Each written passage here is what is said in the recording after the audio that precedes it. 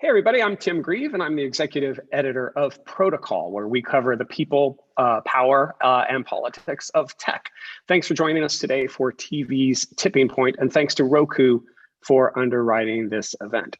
We launched Protocol 9 months ago based on the conviction that tech is a power center as consequential as any nation's capital, but with compelling storylines all its own. And that's certainly true with respect to the tech-driven future of entertainment, with big tech, entertainment giants, and even startups all battling out to keep us informed and amused.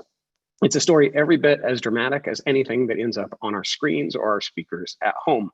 And it's a story that's moving faster than ever before, particularly when it comes to the future of TV. COVID and its economic fallout are accelerating cord cutting and driving millions of new users to streaming services. Business models are changing, legacy distribution models are fading, and TV's tipping point may well be upon us. Janko Ruckers covers this story day in and day out for Protocol, and now weekly in his new must-read newsletter, Next Up. If you aren't getting Next Up already, please take a moment to sign up at protocol.com/newsletters. In a few moments, Janko will lead a discussion with a great group of executives working at the center of TV's transformation. To help set the stage for that, I want to welcome Dan Robbins from Roku. Dan is Roku's Vice President of Ad Marketing and Partner Solutions, and he leads the marketing, measurement, research, design, events, and comms teams for Roku's ad business. Prior to Roku, Dan worked on strategic partnerships and product rollouts at Nielsen, so he's seen this transformation from a lot of different angles. So Dan, welcome, and thank you for your partnership in today's event. I want to start big picture. What is Roku seeing in its own data in terms of both users and the marketers who want to reach them? Thanks, Tim, and excited to be here. I think Tipping Point is a pretty apt name for what we are seeing in the data. Over the last 6 months, streaming has not only gone from mainstream, but has really accelerated to be streamer first. And what we've really seen are a few key things. The first is the growth of cord cutting and streaming that has in many ways been pulled forward by shelter at home and by really economic transformation in these last couple quarters. The second thing we've really seen has been the way sports has impacted the streaming ecosystem and bundle. And the lack of live sports or instability in live sports has really accelerated streaming. And then the third thing has been the interplay of e-commerce and streaming. As folks shop more online, we are seeing that direct relationship exist within our streaming user base. and excited to share a bit today on just some of those key trends and what we are seeing in the market as America's #1 streaming platform.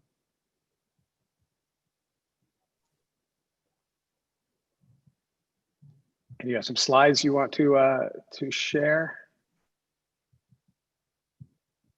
Yes, is that coming through for everybody here? Now it is, yes. Awesome. Great, so just building on Tim's point, we want to share a few key insights about what we are seeing in the market today. And as America's #1 streaming platform, our mission is to be the operating system for television. We build players and sticks and increasingly power the operating systems of television to bring internet connected content and channels and entertainment to users worldwide.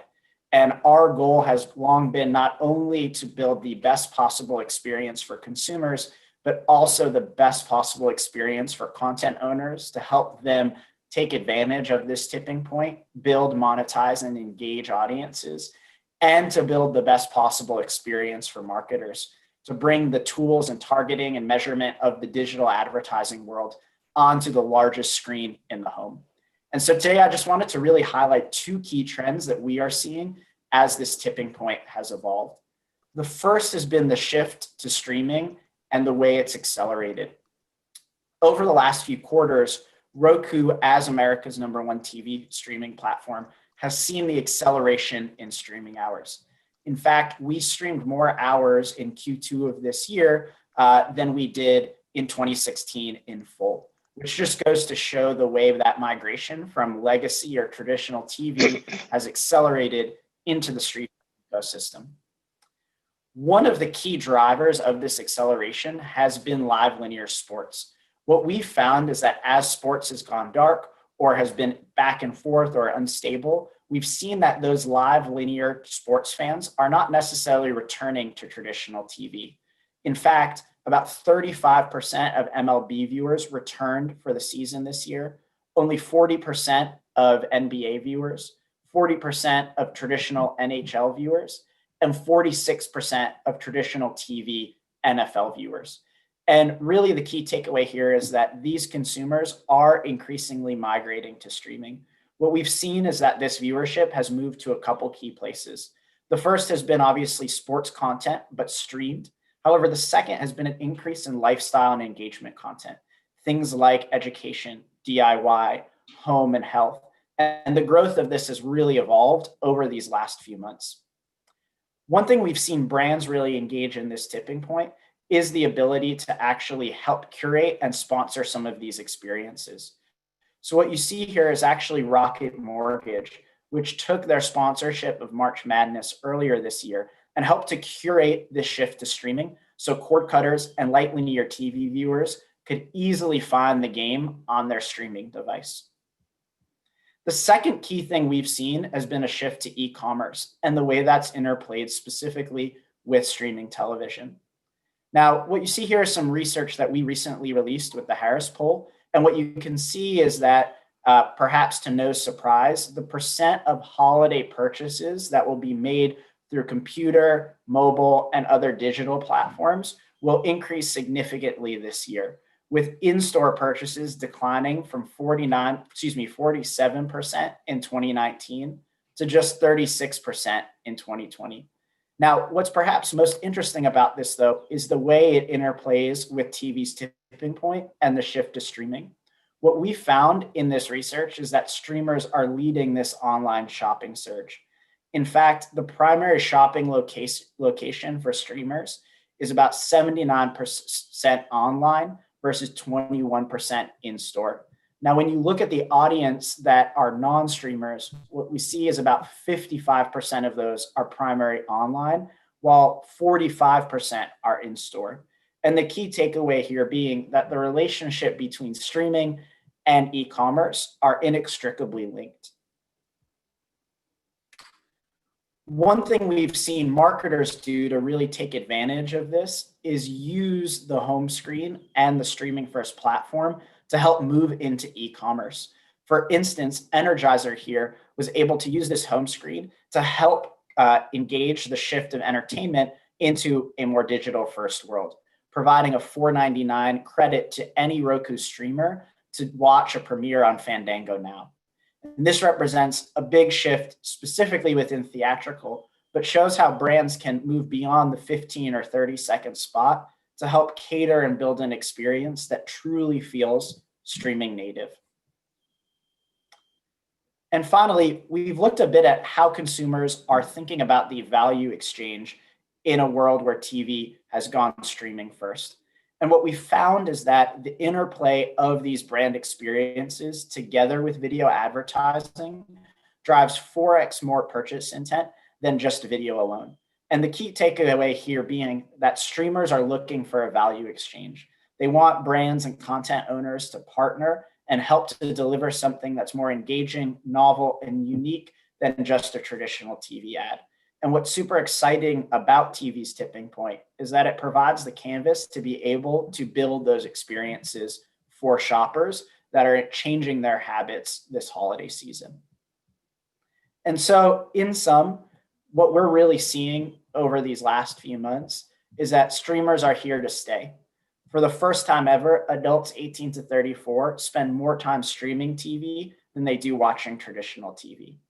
The second is that the shift to TV streaming has been really driven by sports, where the instability and live and not live impact of seasonal leagues has really helped to migrate viewers away from a cable bundle and more permanently into the streaming ecosystem.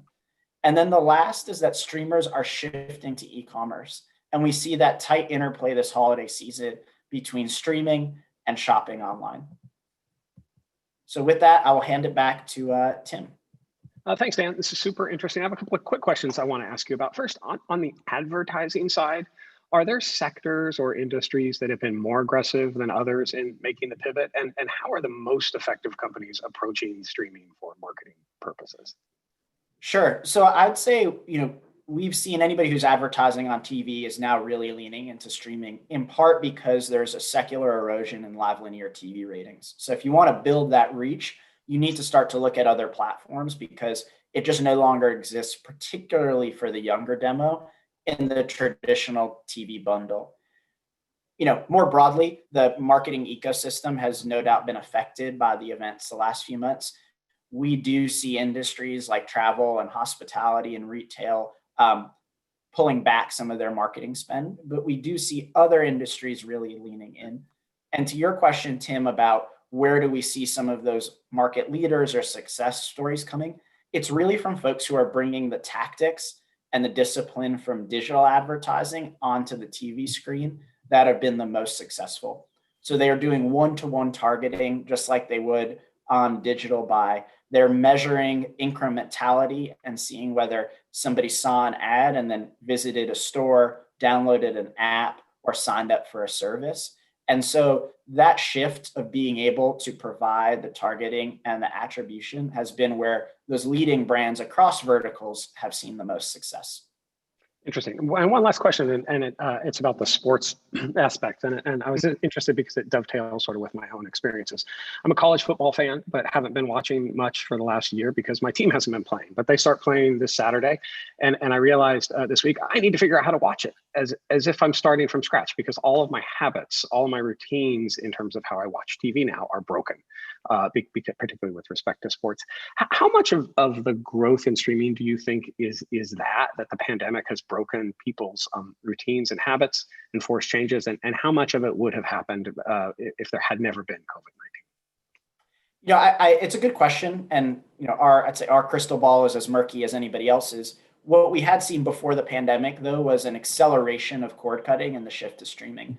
What we saw, though, in the last 6 months was an even further acceleration of that trend, and sports was no doubt key to it in the research that we see. I think your point, Tim, of okay, my team's back on now. What exactly do I do if I've cut the cord? Has been a key question that we've been thinking about as America's #1 streaming platform.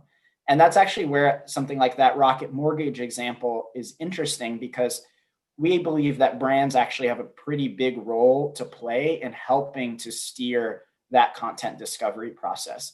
And that's a role that advertisers have long played. The Grand Ole Opry was set up by National Life Insurance. Soap operas were set up by CPG brands. And so we feel advertisers have long helped to steer the sort of direction of media.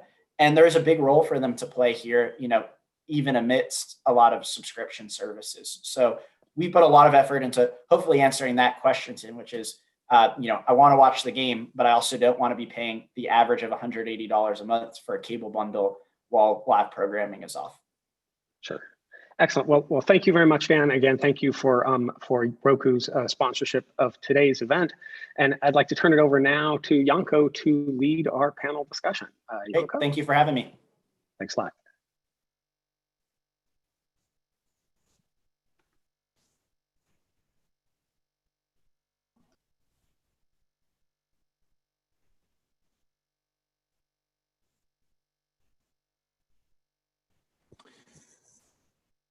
Yes, thank you, Dan, again, for setting us off here, and also thanks to Roku for being part of this event.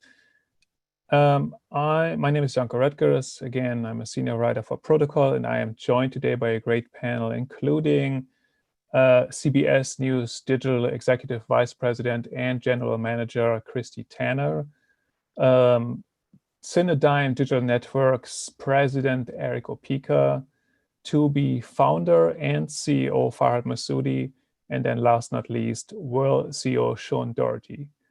And I want to set things off today with a brief introductory round and give each and every one of you a chance to briefly introduce yourself, talk a little bit about your work at your respective companies, and maybe about the big trend that you have seen in this year, the thing that has kept you busy during these last couple of months. And speaking of busy, let's kick things off with Christy. First of all, thanks so much for making time 1 week out from the election. I imagine everybody at CBS News Digital is super busy these days. But then again, the whole year has been very busy on the news front. So what have you seen, and in particular, how has that played out on properties like CBSN?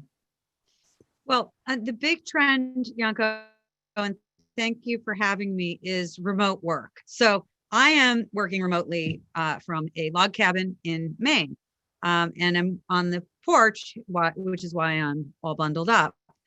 But I think that really speaks to what the trend that we're seeing and how it's impacting our business, which is running a 24/7 news service as we do. A year ago, if you'd asked me, can you do it remotely? I would have said, no way. We need a newsroom. Everybody needs to be together. We're running a streaming service, a website, and a traditional sort of text-based editorial operation and a social operation as well. Those three editorial operations just need to be sitting together so that we can be on top of breaking news and have accuracy of information and be timely. And what we learned when we had to shut down our office and go to what we thought was our worst case scenario backup plan is that we can do everything remotely. Literally everything. And the one thing that we need is a control room. And so for the last 5 months, we've had 4 people per shift in our control room, and that's it. Those are the only people in the same place working together. And so for me, that speaks to the innovation and adaptability of those of us in the digital space. Because our colleagues in some of the linear roles have not been able to do so. So they're just unable to function. And our team has been ingenious in coming up with workarounds. All right, great. Eric, how have things been for you at Cinedigm? And Cinedigm is one of those companies, not everybody knows them, but a lot of people know the brands you're working with, the talent that you're working with. So tell us a little bit about your work and the biggest theme that you've seen emerge this year. Sure. Thanks, Janko. So Cinedigm operates a portfolio of streaming channels. We have 10 live in the market, and we have another 15 that we either have signed to launch and operate. And about half of those are proprietary brands, like our Dove channel, which is a family channel, ConTV, which is a fandom-centric network. But increasingly, we've been working with some of the largest companies out there, like All Three Media, the largest producers in Europe, a joint venture of Discovery and Liberty Global. We're working with American Public Media. We brought a pretty fun Bob Ross property to the market of last year. It's been wildly successful. But I think our real goal is, as the streaming ecosystem evolves and we have all the major media companies sort of rallying around their own properties, there's a rich ecosystem of content that sits very nicely between all of these companies. And we're one of the top providers. So, we work, for example, we work closely with Tubi. We work closely with Whirl, who's on this panel as well. I think we're really one of the key providers of content channels and technology services to the broader streaming arena. So one of the biggest things that we've really had to deal with over the last really 6 months is we're in a hyper growth mode. Over the last year, our user base has soared by more than 240%. We're now serving over 15 million monthly unique viewers on smart TVs. That's a huge, given we were barely in the ad-supported and smart TV space a year ago, that's hyper growth. And I think one of the things that's really driving this is this rapid shift of smart TVs actually being smart. I think 5 years ago, smart TVs weren't smart. You had to buy a separate box, figure out how to connect something to the television to get a good experience. Today, when you buy a smart TV, you're getting, pretty turnkey, for companies like Roku and many others. Now the OEMs are all involved in this. You're getting a fantastic experience from the second you plug it in. And the biggest driver for us is most of these players now have what they're offering as free cable to the market, where we're 100 to 200 channels, and we've got about 10 of those in market today, so we're a big piece of that dial. So it's really managing hyper growth in an environment that is rapidly evolving is quite a challenge. Farhad, you got acquired just a couple of months ago by Fox. How has that changed things for you at Tubi, or how has it changed things for Tubi? Sure. So I think I know a lot of folks on this panel as well. As I'm sure you know, we launched Tubi in 2014 with the premise of aggregating the largest library of content in the world, combining that with a very sophisticated machine learning personalization engine. And that benefit to the customer is they can get access to the best piece of content available of a very wide variety of content immediately. And so we've become the largest and leading free streaming service in the country. As you mentioned, we got acquired by Fox right after COVID. I don't recommend going through acquisition during COVID, but it's been a crazy 6 months for us. Incredible experience, and the Fox team is very, very supportive. We've been heavily marketed and promoted by Fox. COVID obviously accelerated the viewership of streaming, so we've had an incredible 6 months of growth.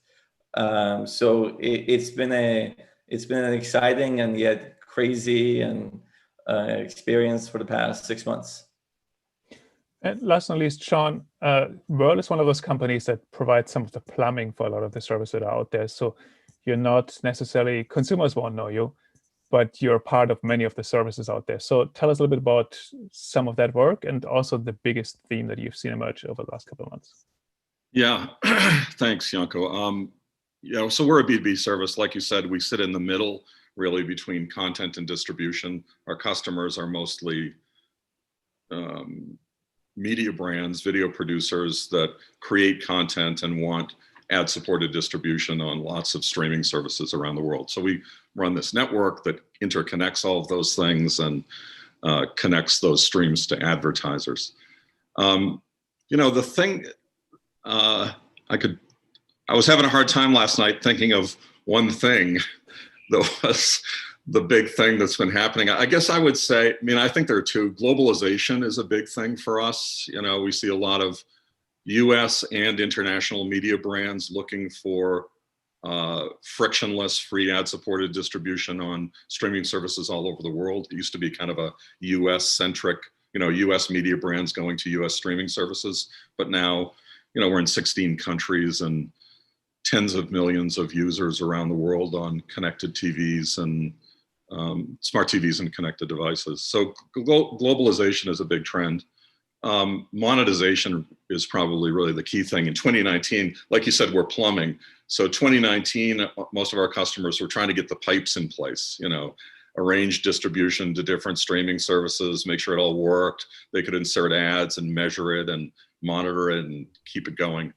And during that time, we built up about, I think, a little over 500 channels that we, for our customers, were distributing to these streaming services around the world.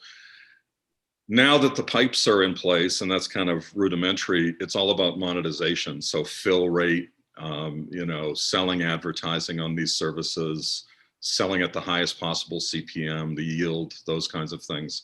And so we do a lot. We're not an SSP or a DSP, but we're the tech that powers a lot of this. So getting the targeting right, measuring everything, helping our customers sell their advertising by profiling the users and providing good data about that. Lots of very kind of intricate tech that's particularly related to television-based viewing and kinds of ad pods and things like that. So it's really, I think our customers have realized now this all works. There's money to be made here. And during the next, this year and probably next year, it's going to be all about maximizing their distribution and the revenue that they get from that. All right. So to open this up a little bit, obviously the talk has been very much the public discussion in recent months and increasingly under COVID about the streaming wars. And much of the focus when it comes to the punditry around it is on subscription services, the Netflixes, HBO Max, Disney Plus, and so forth. But everybody on the panel here is working on ad-supported video in some fashion or another. And I'm wondering why that is that ad-supported video still doesn't get as much attention and how big it can get ultimately. How big is the opportunity and opening it up to everybody, whoever wants to kick things off? I mean, I'll say something that might be a theory and a little bit controversial, but when we say that ad-supported video services or streaming doesn't get the same attention, I would say there is, generally speaking, a narrative that ads are not the future of media, and that many people writing about this space are working for they're working for outlets that are ad supported, traditionally have been ad supported, are desperately trying to transition to a subscription model. And so therefore it sort of makes ad supported seem weak when there's still obviously so much money flowing into the marketplace, and those dollars have to go somewhere. And I work for a company in which those dollars are flowing into cable, broadcast, and digital, and then within digital, streaming, display, and everything else. So I think it's more a point of view maybe of a lot of people who write about the space, just a guess.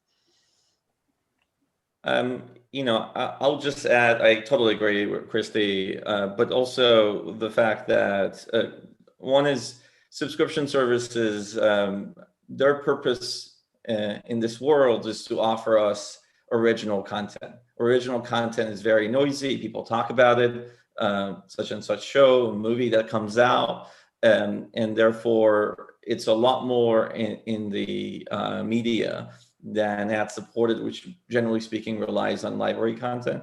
And then secondarily, I think a lot of traditional media businesses are transitioning their business. They understand subscription much better. And so I think they're putting a lot more marketing and budget behind subscription businesses, and therefore we hear more about it. Having said that, I do believe that a lot of these subscription services will not survive. The level of investment and the ROI there is just simply isn't there for everyone. Not suggesting SVOD is a bad business model by all means, but I do believe that a lot of these subscription businesses are over-invested in, and will ultimately cease to exist. And Eric, you have done both, right? You have been operating subscription channels, standalone properties, but you've been putting more of an emphasis behind ad-supported. Is that right? Yeah. So, well, look, I think consumers have really kind of demonstrated. If you look at the number of subscriptions per household, it's gone up pretty dramatically over the last couple of years as the offerings have got to be much better and at scale, right? So, if you kind of look at where the landscape evolves, we can take a look back and say, well, if you look at, the magazine industry as an example of, at one point the magazine industry was supporting something like 30,000 different titles at its peak. I think there's a really robust universe where people will pay to subscribe to some big scale services that give them a rich array of entertainment options, and then we'll look to a variety of different niches that fit their passions, whether that be science like CuriosityStream or other services like that. We operate a lot of services that service those niches. But I would say, if you kind of look at what a typical user would look at, and we've been modeling this out, typically if the typical household is having, Netflix, probably the Prime subscription, and very likely one or two other, maybe Disney Plus if they have children, or ESPN Plus, or maybe Hulu. There's still a lot of viewing time that consumers do that aren't addressed by those core services they subscribe to. That either they're going to subscribe to niche services, or they're going to use the panoply of free services that are out there, that they're going to get a tremendous value that's going to come bundled with their consumer device that they bought, whether it's a smart TV or others. So I think as a media company, we're looking at playing in both lanes where we serve those kind of deep, rich content needs, that the main services are a mile wide and an inch deep in terms of selection and choice. Once you get past the big flashy subscription series. So I think there's definitely room in the market for companies to serve just a much wider array, but it's very, consumers aren't going to pay for everything. If you add up the total number of, the 6 or 7 scale ones, you're well over what the current cable package that people were complaining about before. So I think free will end up being a much bigger piece of consumers' mind share and time spent. Sean, just from conversations in the industry, what have you seen? Have you seen a shift in mindset where people who were looking to maybe 12 months ago or 24 months ago start a niche subscription service are now pivoting towards just doing it ad supported, just putting it in front of more eyeballs this way? Yeah, I think we've talked about this before. There are 5 or 10 companies maybe in the country, maybe in the world, that can at scale, with a catalog of their own and originals, put together their own streaming service and build a significant subscription-based user base. The rest, thousands and thousands of video producers need distribution. And I think that ad-supported, they're starting to realize that ad-supported is a much better solution for them. Instead of like a kind of a niche, just make this up, A&E app for just their content that 1 million people might subscribe to it. Instead, they want to deliver their programming to 1 billion connected TVs and do it on a frictionless ad-supported basis. So I think that, that's a big kind of epiphany that a lot of these content providers have had in the last year, coming out of the apps are king kind of thinking of 2018 and 2019, that they're now starting to think that, it's a little bit of a recreation of the cable model, but still, with more of a direct-to-consumer twist to it, that they can get distribution on large ad-supported video services without much friction. News is another thing. I'm interested in what Christy says about this. I know we're going to talk about this, but news really travels well across these distribution services. There's not big, from what I've seen, there are not big MGs or fees that the streaming services have to pay for it. It's got a natural rhythm that supports advertising. People are accustomed to it, and I think are okay with it. So, we see a lot of growth in that area too, with new live news ad supported around the world. And then the last thing is, you've got to think globally. I mean, it's the internet.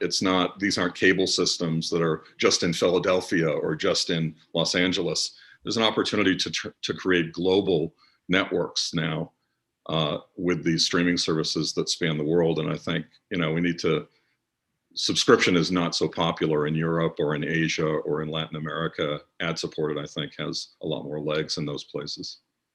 So diving a little bit deeper on that point, and it seems like there's been a model emerging with sort of recreating TV-like experiences online, and World obviously does that, and Cinedigm is engaged in that as well, with linear channels that you can tune in and out, things that feel like a TV network.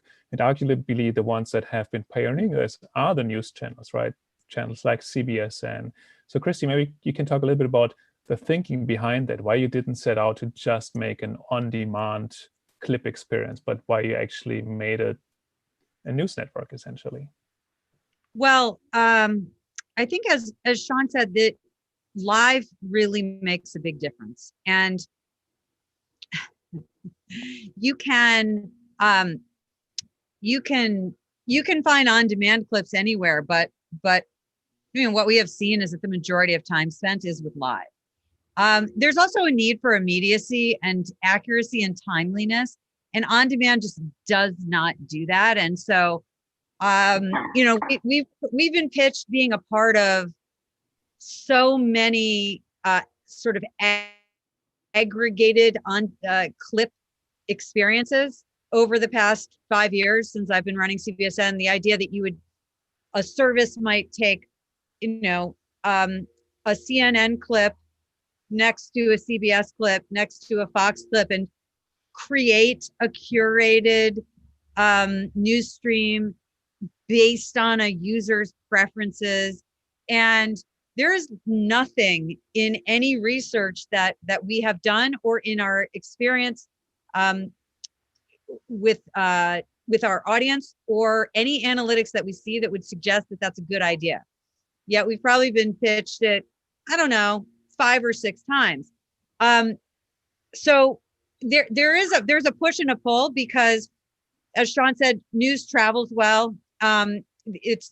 It's always, if it's live, it's fresh frequently, and that makes a big difference. But we continually see these efforts to, I think,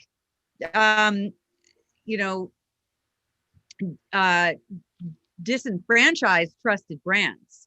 And for me, that is something that's a road we really careful about going down. We saw what happened when the social platforms really devalued brands, and we don't want to go down that same path in streaming, which is maybe a negative way to look at it. The positive way is, I agree, it's a global business. There's tremendous interest globally in US news. We also are mindful that our audience is global, so we make assumptions that people are interested in, for instance, what's going on in Nigeria right now with protests around police brutality and climate change, which is I would say the global World War III. We assume that our audience is interested and engaged and already knowledgeable about those topics. So Farhad, I think you started actually on Tubi streaming some news networks as well, part of the Fox family, but some of the other ones too. You haven't really channelized any of your other catalog yet. There's no Masked Singer channel on Tubi. There's no Pluto-like experience. Is that coming? Are you looking to do something like that? Or do you think it's maybe not the right model for everything? Well, look, I think what streaming world and digital technology allows us to do is better personalization. And so that's where we come at it. And so that's where we focused on video on demand first, because it's also much harder to build. It's a very complex infrastructure required to do a robust personalization engine. As you mentioned, we just released live news on Tubi, which I'm really excited about. It's doing very, very well in the early days. As some of the folks mentioned too, news and sports is the most obvious linear and live experiences. There's no better experience than that for news and sports and events. So we launch with news. We're going to learn. We're going to iterate. We're going to test other things. That's how we operate. But for now, we're going to focus on news. There's going to be a lot more news about our news launch in the next couple of months. So I'm pretty excited about it. All right, great. One thing to mention really quick for our audience is if you do have questions for our panelists, there's a Q&A function in Zoom. You can use that, shoot the questions to us, and hopefully we have a few minutes at the tail end of this discussion to take at least a couple of them. I want to take a step back though and look at the bigger picture here. The panelists called TV's tipping point, and as if it was planned, CNBC wrote a story over this past weekend taking a closer look at the evolution of the cable bundle and really cord cutting. And basically the gist of the story was that even major media companies now predict that within the next 5 years, another 25 million households might cut the cord. The question then is, what does that do to TV's business model? Are we going to see a transition of sorts, or is it going to be very disruptive and very bumpy? And I'm interested in everybody's thoughts. First of all, are you agreeing with that premise that we are going to see continued cord cutting, maybe even accelerated cord cutting coming out of the pandemic? And where is this going to lead us when it comes to business models? Opening it up to everybody again. I can start. I think I too, that CNBC article was widely circulated among our company, and I think probably most companies that are touching this space. I would say, that prediction by some of the major conglomerates that own channels that the floor is 50 million makes some very big presumptions that they'll be able to hold on to or will have the desire to hold on to sports rights. We've seen and we are seeing just a slow but steady erosion of the programming base that supports that model, right? Just the news yesterday, the people are up in arms because the Peanuts specials aren't going to be on linear television anymore, is a tiny little canary in the coal mine. Next it'll be, the programming budgets will be slashed to maintain profitability.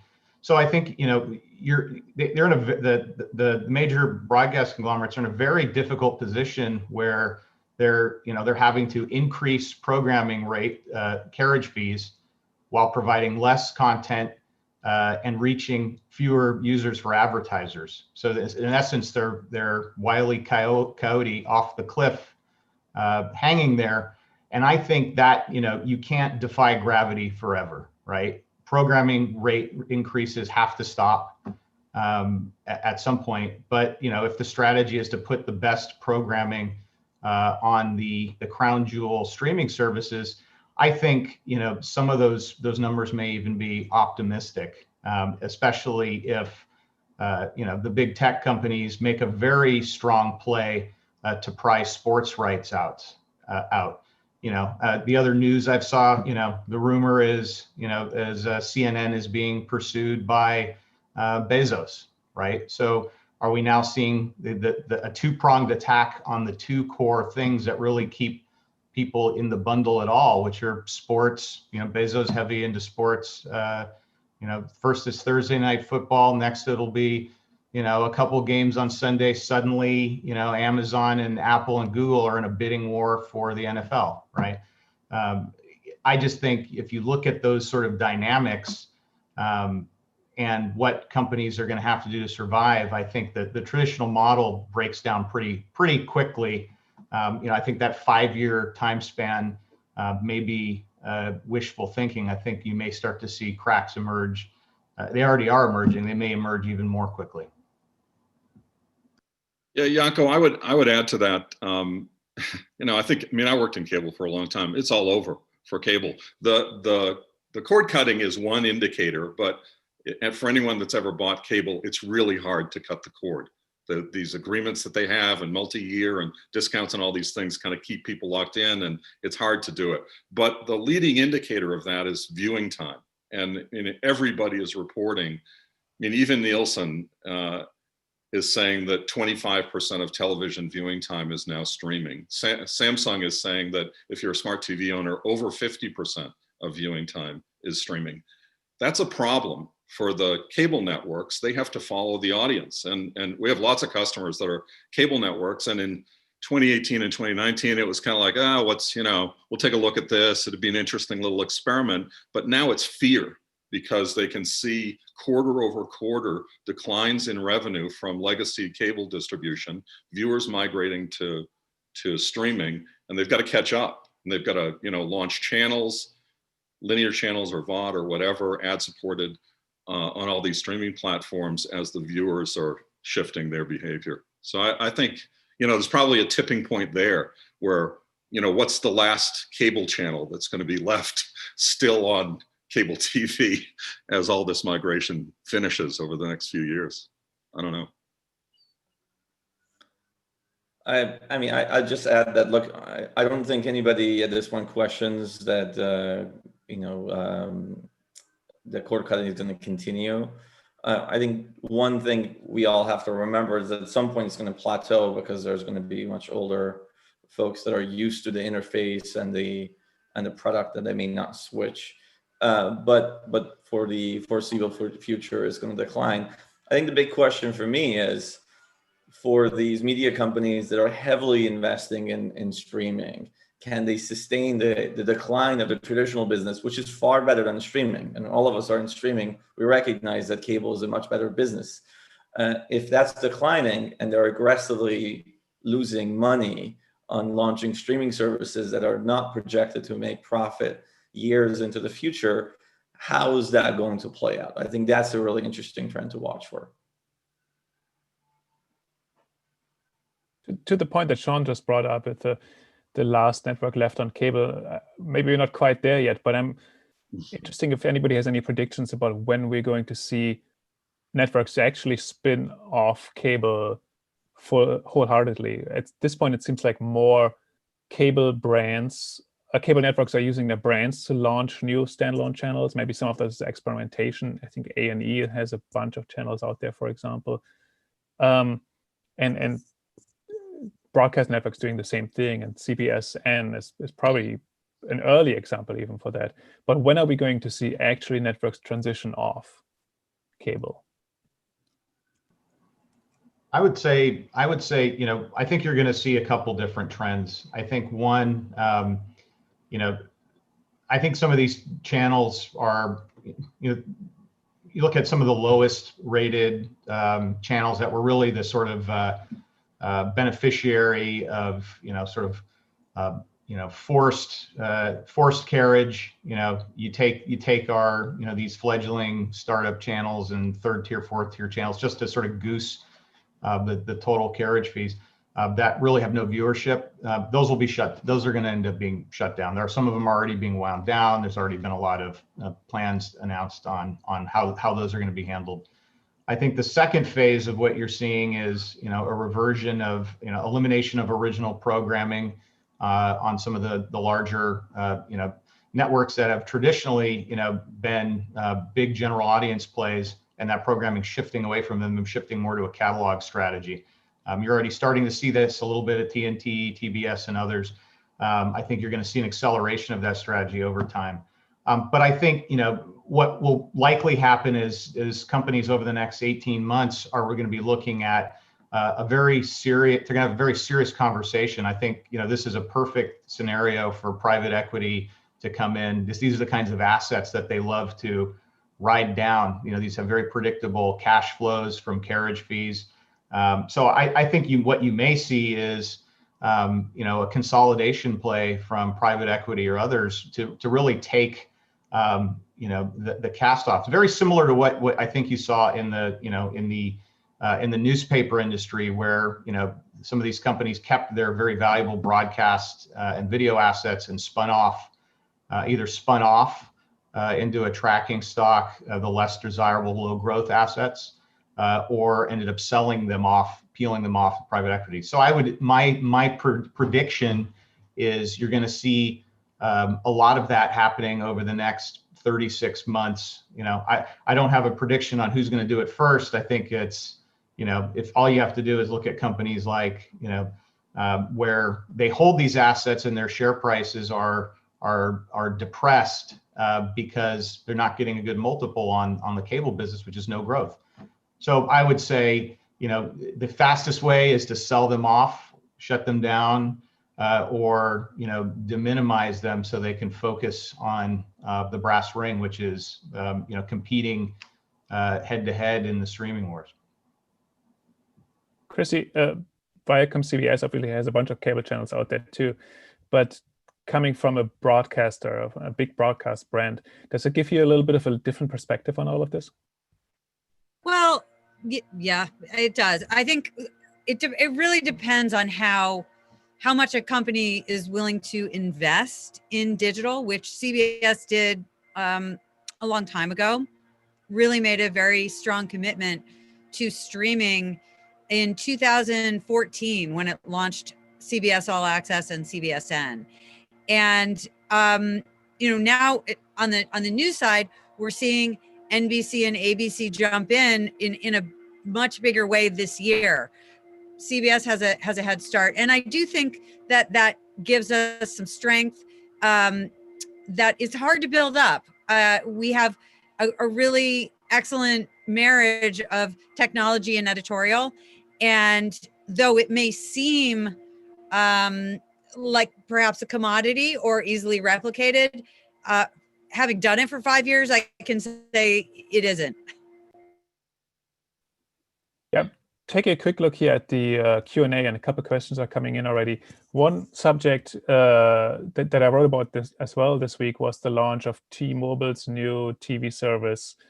They're calling it T-Vision, and T-Mobile is very famous for calling everything extremely disruptive. But I would like to have a reality check for a second, maybe, if we can, because there are obviously other live TV services out there. Hulu has one, YouTube has one, some have shut down already again. So how interesting is T-Mobile's foray in this space really? And what's the perspective on all of these paid live TV subscription services?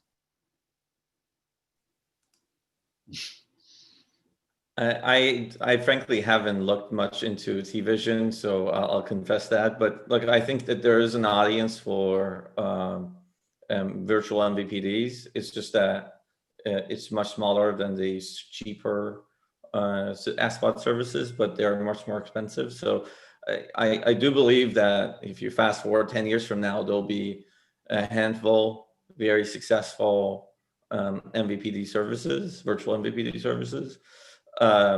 Whether T-Mobile will be one of them or not, I think that's to be seen. Yeah, I would add to that. We've, in our experience, I don't know exactly how T-Mobile how it's shaken out with their service. They bought that company that had a set-top box. I don't know if that's part of what's being used. But what we've seen is the companies like smart TV manufacturers and connected device makers like Roku, your sponsor, have a huge advantage in launching services that are integrated with their hardware in the firmware. I mean, they control discovery, they become the top level experience, they get, the apps like Tubi and Netflix and Hulu have to kind of arm wrestle with these guys for placement and promotion. But they've got, they control, it's like Google owning the first page of search. They decide, these hardware manufacturers can decide.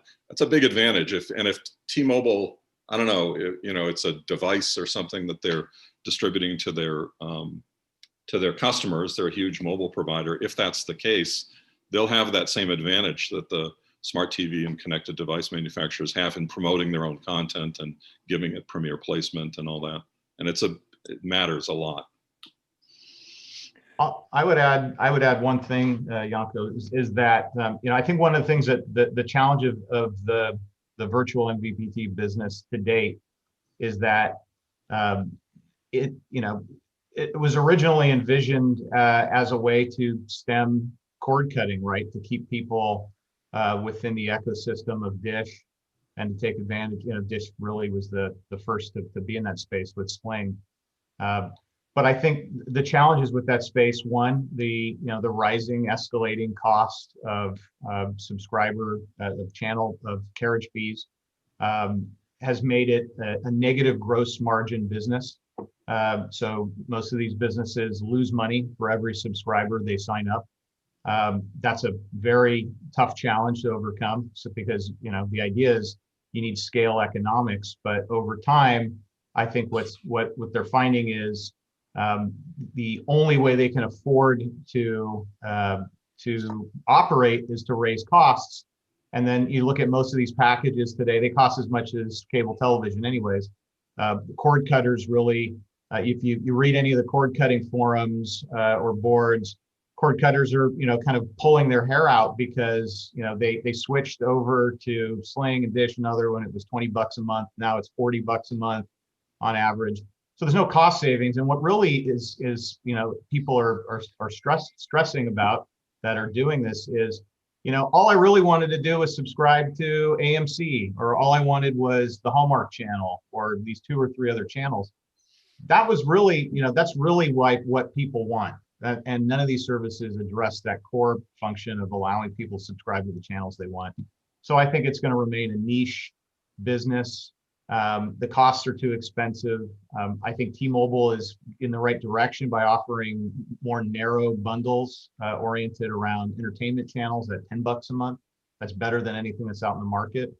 And there's some startups like Friendly and others that are kind of doing the same thing. I think companies that are doing those kinds of things are in the right direction, but overall the economics of the business, make it really, to me, an unsustainable, except for maybe Google or somebody that has other ways to monetize it than just the monthly subscription fee. All right, great.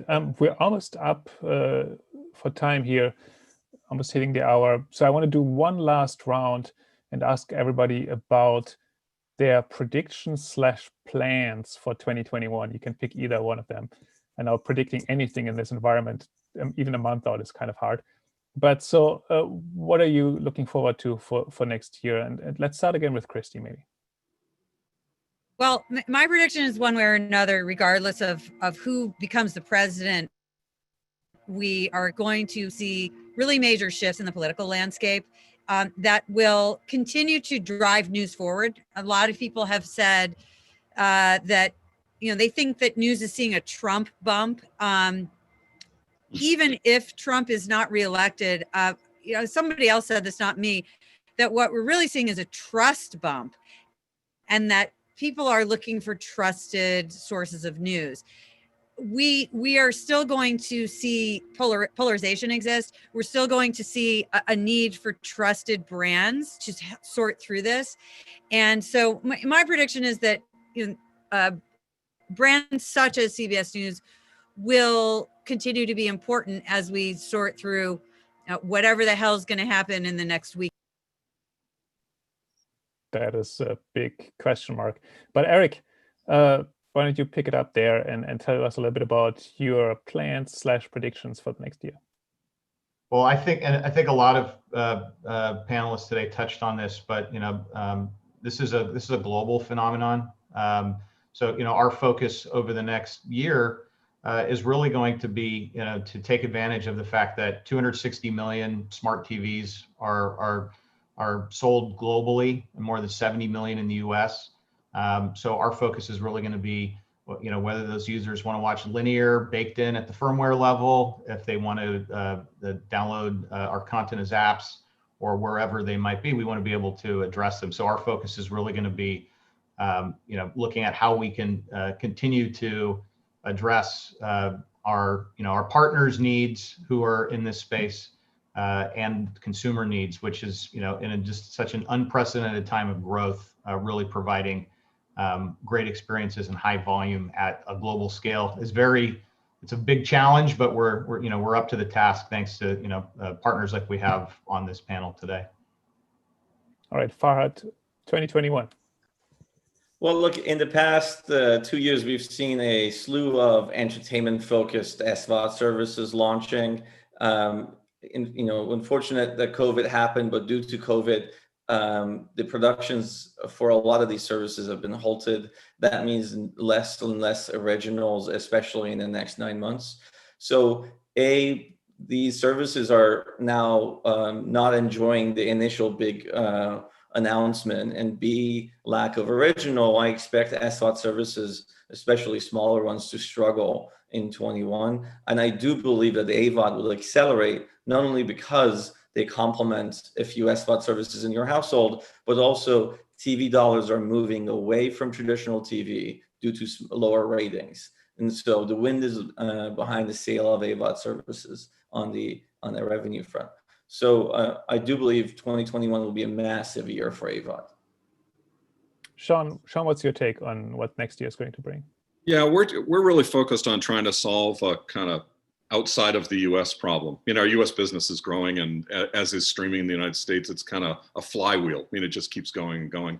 Outside of the US, though, there's this big density problem in just about every country where there's not that high a percentage of viewers with a high percentage of television viewing time, the same as the United States. It's growing. So what we're doing is picking countries, so country by country, bringing together content and distribution as our customers in those countries to build density so that there's a robust service that can be made available to consumers, like Eric was saying, on smart TVs or on Roku or connected devices, trying to do the groundwork really to bring a streaming ecosystem together country by country. Okay, great. I think we're up for time here. Thank you so much, everybody, for joining us today. This was a fascinating discussion, and a lot is happening in this industry. We are, it sounds like, on the cusp of a tipping point. So I know you are all very busy. I'll leave you to it. Thanks again for joining us this morning. Thank you. Thank you for having us. Bye-bye. Thank you.